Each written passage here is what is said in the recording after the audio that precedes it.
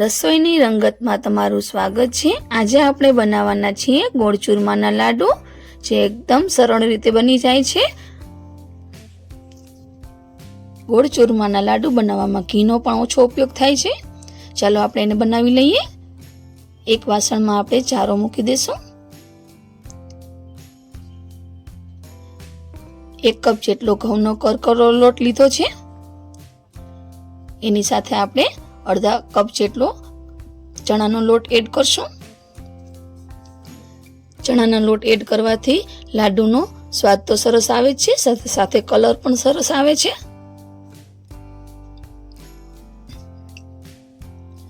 લોટને સરસ રીતે ચાળી લેવાનો છે।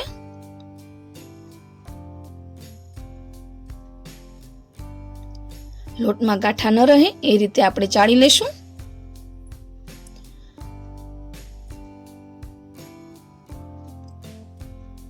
લોટને બંને સાથે ચાળવાથી સરસ રીતે મિક્સ પણ થઈ જાય છે।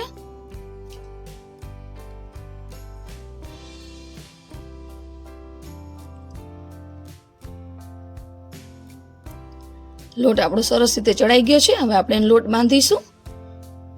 ભાખરીથી થોડો નરમ બાંધવાનો છે। જેવો ભાખરીનો લોટ બાંધીએ એનાથી થોડો નરમ બાંધશું। થોડું થોડું પાણી ઉમેરતા જશું અને લોટ બાંધતા જશું।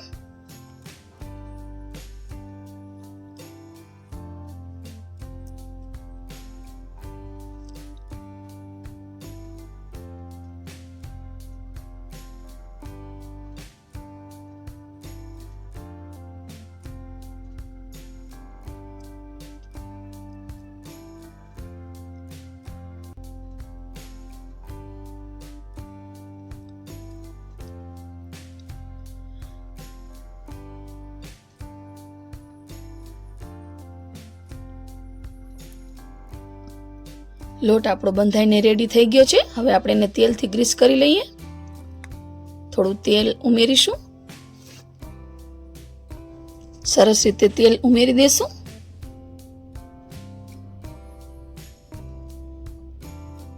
લોટને તેલથી સરસ રીતે ગ્રીસ કરી લેવાનું છે। આપણો લોટ છે એ રેડી થઈ ગયો છે।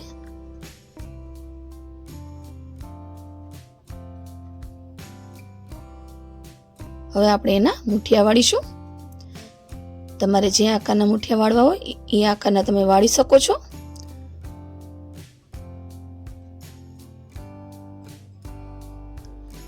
મુઠિયા વાળતી વખતે હાથમાં આંગળાનો જરા પ્રેસ કરીશું, જેથી કરીને અંદર સુધી તળાઈ જાય।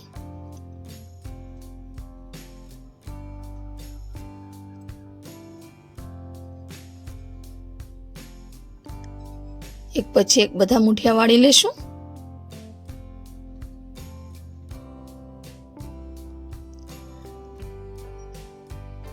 આપણા મુઠિયા છે વળાઈને રેડી થઈ ગયા છે। હવે આપણે એને તળી લઈએ।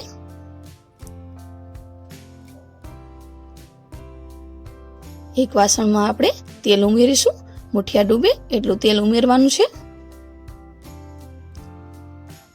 તેલને પહેલે ગરમ કરી લેવાનું છે। આપણે જોઈ લઈએ, લોટ ઉપર આવી જાય છે, તેલ ગરમ થઈ ગયું છે। હવે આપણે ગેસની ફ્લેમ છે એ ધીમી કરી દઈશું અને મુઠિયા એડ કરી દઈશું।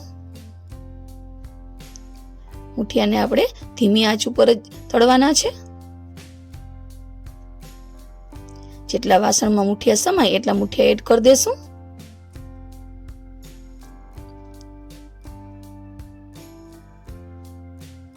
મુઠિયાને ચારે બાજુ ફેરવતા જાશું અને તળતા જાશું।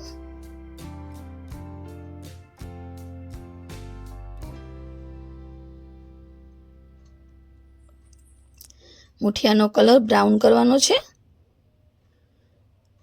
મુઠિયાનો કલર બ્રાઉન થઈ ગયો છે। હવે આપણે એને ઝારાની મદદથી બહાર કાઢી લઈશું। મુઠિયા સરસ રીતે તળાઈ ગયા છે।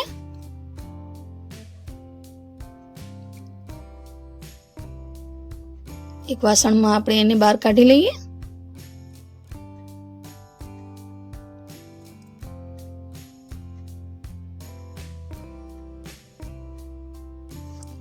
મુઠિયાને આપણે ઠંડા કરવા મૂકી દઈશું। ઠંડા થઈ જાય ત્યારબાદ આપણે એને કટ કરવાના છે, એટલે કે નાના નાના ટુકડા કરવાના છે। બધા મુઠિયાના આપણે ટુકડા કરીશું.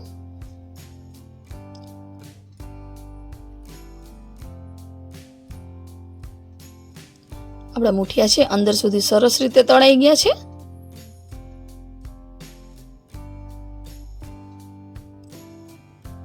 એક પછી એક બધા મુઠિયા છે એના ટુકડા કરી લેશું.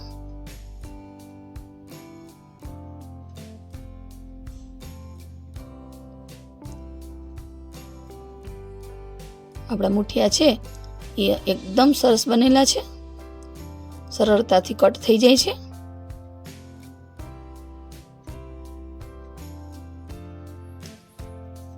બધા મુઠિયાના ટુકડા રેડી થઈ ગયા છે. હવે આપણે એને મિક્સર જારમાં પીસી લેશું.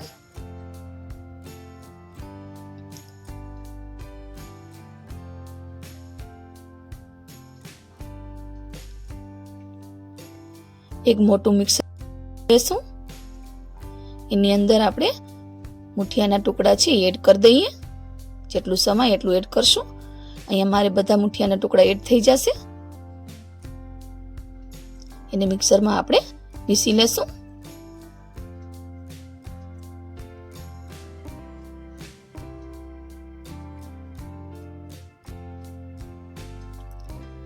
આપણા મુઠિયા છે એ પીસાઈને રેડી થઈ ગયા છે.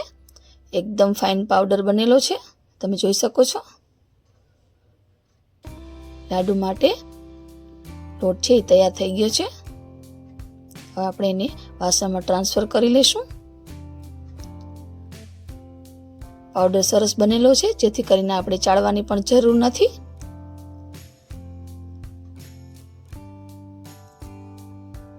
એક સરખો દાણો બનેલો છે, કોઈ પણ જાતના ગાંઠા નથી અંદર. મુઠિયાનો લોટ છે એ રેડી થઈ ગયો છે. હવે આપણે ગોળને ગરમ કરી લઈએ.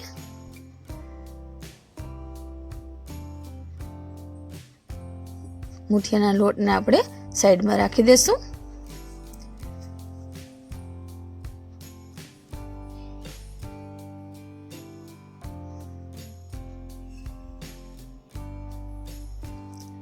જે વાસણમાં મુઠિયા તળ્યા હતા એ જ વાસણમાં આપણે ચોથા ભાગનું ઘી એડ કરશું.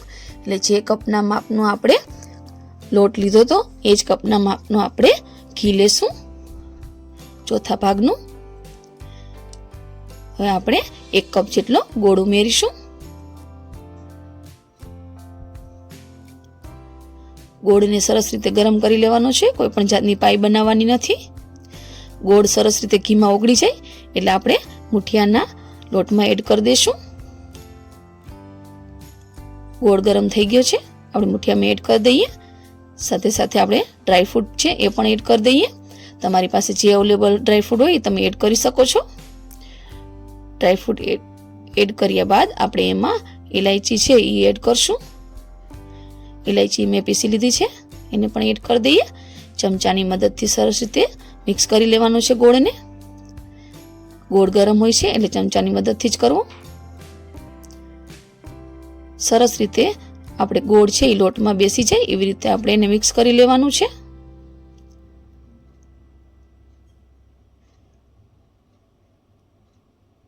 આપણું લાડુનું મિશ્રણ છે એ તૈયાર થઈ ગયું છે.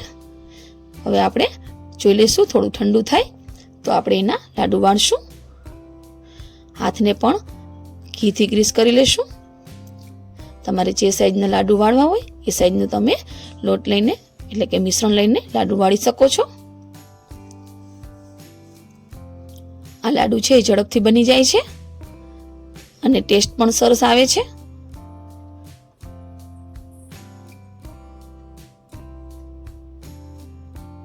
લાડુ બની ગયું છે, આપણે એને એક પ્લેટમાં કાઢી લેશું.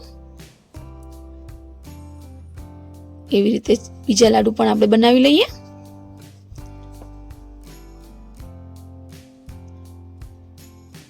ગોળ ચૂરમાના લાડુ છે બધાને ભાવતા જ હોય છે. બાળકોથી લઈને મોટેરાઓ સુધીના બધા આ લાડુ ખાય છે.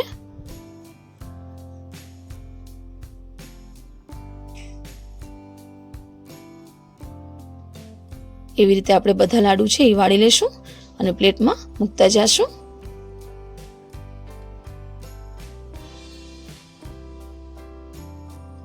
આપણા બધા લાડુ છે બનીને રેડી થઈ ગયા છે.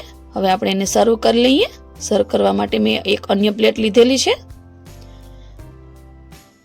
પ્લેટની અંદર આપણે લાડુને ગોઠવી દેશું. ઉપરથી આપણે ડ્રાયફ્રૂટથી ગાર્નિશિંગ કરશું. આપણા લાડુ છે એ ખાવા માટે તૈયાર થઈ ગયા છે. તમે જોઈ શકો છો એકદમ સરસ બનેલા છે. એનો કલર પણ સરસ આવેલો છે અને ચણાના લોટને લીધે એનો ટેસ્ટ પણ સરસ આવે છે. તમે જોઈ શકો છો એકદમ સોફ્ટ બનેલા છે.